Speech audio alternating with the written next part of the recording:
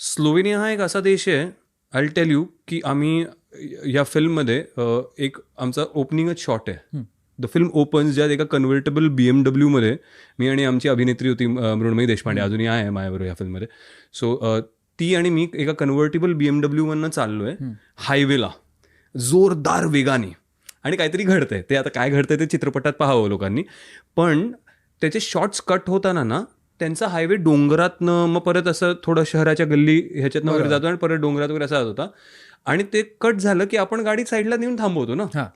पण युजली आपल्याला हे कळत नाही की लेबायज असतात प्रत्येक हायवेला. ट्रक लेबायज वगैरे आपल्या इकडे बऱ्याचदा आपल्या हायवेजवरती पण आहेत, जे आपण नीट पाहिलं की एक माहिती नसेल आपल्याला कदाचित. हा, की म्हणजे असं तुमचा मेन हायवे असेल तर एक थोडीशी अशी गल्लीसारखी छोटीशी काढली असते. सर्व्हिस रोड म्हणतो आपण बरेचदा. नाही, पण हा सर्व्हिस रोड नाही, मेन हायवेवर तो तेवढाच असतो. एक डिवायडर टाकतात आणि फक्त एवढं एक छोटंसं बोळकांड असतं की तुम्हाला थांबवायची तर तिकडे थांबवा आणि मग परत तुम्ही जॉईन द हायवे. तेवढा डिवायडर असतो. एक 2-3 गाड्या एक्सप्रेसच्या बाजूला दिसतात, एक्सप्रेसवेच्या बाजूला. सो त्यांच्या इकडे तसे लेबाईज होते.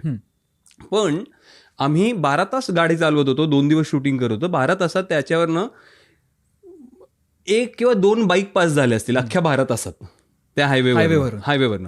त्यामुळे कट झाल्यावर निर्मनुष्य आणि जात एखादा ट्रक पास झाला 6 तासानंतर वगैरे असं.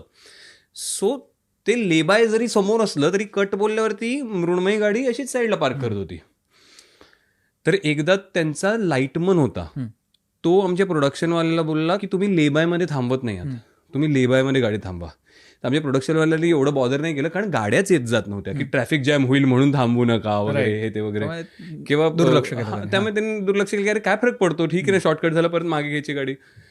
दुसऱ्यांदा झालं तेव्हा त्यांनी आम्हाला येऊन सांगितलं आणि तिसऱ्यांदा आम्हाला घाईत कट करायला लावलं, म्हणून आम्ही असं घाबरून पटकन साईडला घेतली.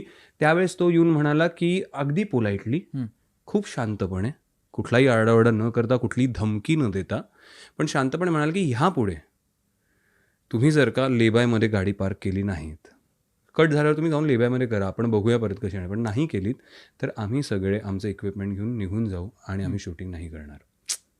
तिथला लोकल क्रू तिकडे त्यांच्या देशाचे नियम पाळण्याकरता किंवा तोडले जात आहेत का नाही तोडले जाते ह्या करता एका अधिकाऱ्याला यायची गरज नाही पडत. लोकच त्यांची जी सामान्य लोक आहेत, तुम्ही विचार करा की मला असं वाटतं हे खूप मोठी शिकण्याची गोष्ट आहे. ह्याला देशप्रेम म्हणतात ना.